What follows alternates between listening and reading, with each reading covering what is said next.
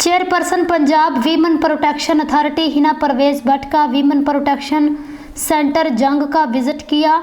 TV 19 news की report के मुताबिक हिना परवेज भट्ट ने वीमन प्रोटेक्शन सेंटर के मुख्तलिफ शोबाजात का मुआयना किया, वहाँ मुकीम खवातीन और बच्चों के मसाइल दरियाफ्त किए।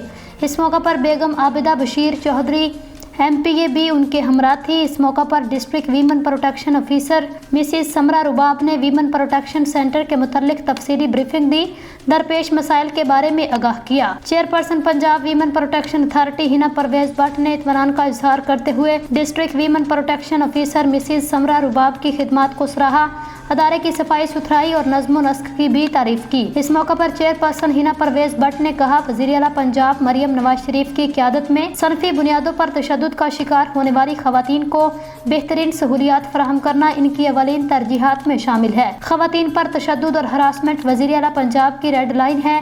बेसहारा खवातीन और बच्चों के तहफ़्फ़ुज़ के लिए हर मुमकिन तरीके से कोशां हैं।